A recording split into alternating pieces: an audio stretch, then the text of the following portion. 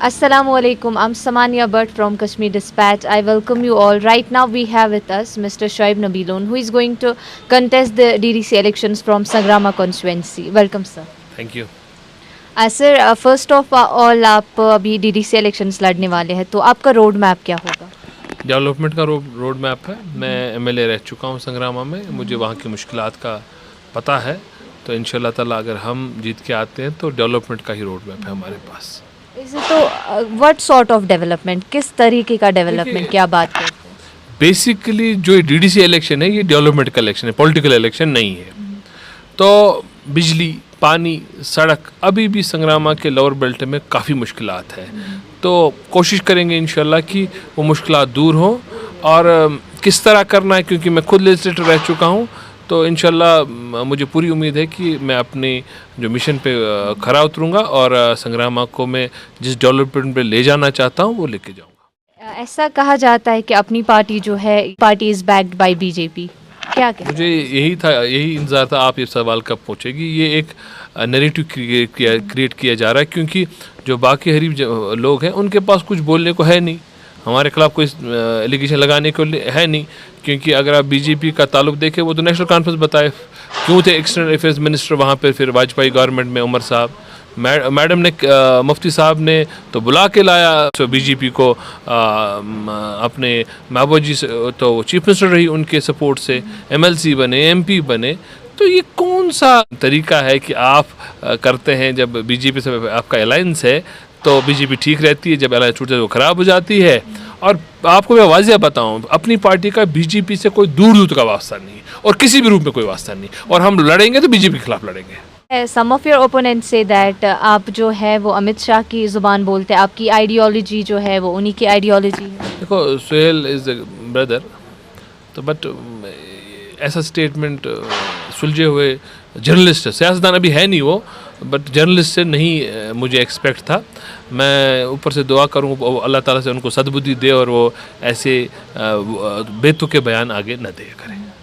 This is my, क्योंकि वो भाई जैसा है तो मैं उनके खिलाफ और कुछ बोलना नहीं चाहता। बट ये है कि अननेसेसरी कोई ऐसा स्टेटमेंट देना जिसका कोई रिलेवेंस ना हो ग्राउंड पे। बेसिकली सुहेल साहब नए पॉलिटिक्स में है, संग्रामा में आ रहे हैं, लोग मिल नहीं रहे हैं, उनको अपना अता पता लग नहीं रहा है, जमानत बचेगी नहीं बचेगी पता नहीं है, इस वजह से फ्रस्ट्रेशन में कुछ भी बोले जा रहे हैं। तो I speak language of Kashmiri people for the development of my people. that is my language and that will be my language always। अगर आप जीतते हैं, इफ़ अपनी पार्टी मैनेज टू विन, तो आपका क्या पर्सपेक्टिव रहेगा? आप क्या लेके सामने आएंगे? क्योंकि लोग तो ऑलरेडी बहुत डिसअपॉइंट है किसी भी गवर्नमेंट से। ये इलेक्शन डेवलपमेंट का इलेक्शन, तो डेवलपमेंट लेके ही सामने आएंगे, और तो कुछ आने को है नहीं। पॉलिटिकल तो है नहीं यहाँ पे। कुछ कैंडिडेट्स लोगों को इस चीज़ पे गुमराह कर रहे हैं कोई पॉलिटिकल इलेक्शन है, कल को जाके शायद वो डीडीसी काउंसिल के बाहर बैठेंगे और पट्टी लगा के शायद कोई एहतजाज करेंगे। ऐसा कुछ है नहीं। This is a basically purely development election. Development chairman बनेगा, डेवलपमेंट काउंसिल बनेगा, जो इसके टेरिटोरियल का ये जो मेंबर्स होंगे वो डेवलपमेंट के उनका एस्पेक्ट होगा। उनका कोई पॉलिटिकल जुरिडिक्शन नहीं है। पॉलिटिकल जुरिडिक्शन लेजिस्लेटिव असेंबली का होता है और पार्लियामेंट का। प्रॉब्लम ये है जो इसमें बहुत ज़्यादा लोग जो नवसिखिए हैं, नए हैं, उनको सिस्टम का पता नहीं है। This is purely development. इसका क्या पॉलिटिक्स से लेना देना?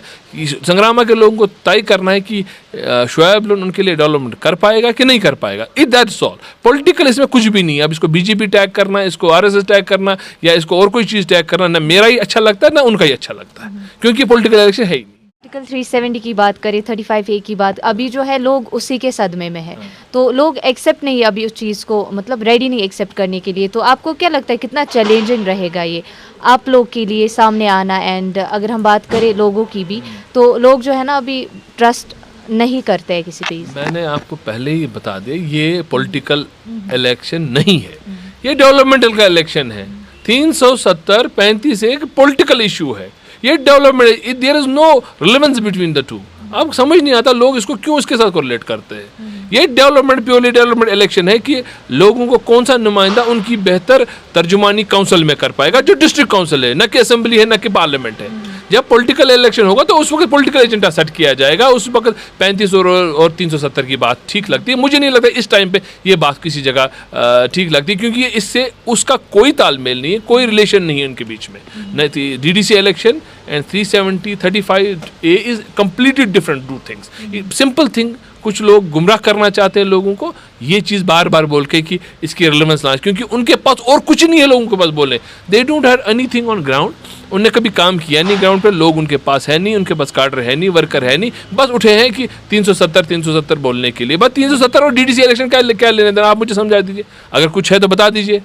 ये डिस्ट्रिक्ट डेवलपमेंट काउंसिल बनेगा, सिर्फ डेवलपमेंट काउंसिल है, पॉलिटिकल नहीं है। असेंबली नहीं, तो आप वहाँ पे रेजोल्यूशन पास करें, पार्लियामेंट होता है वहाँ से रेजोल्यूशन पास कराते।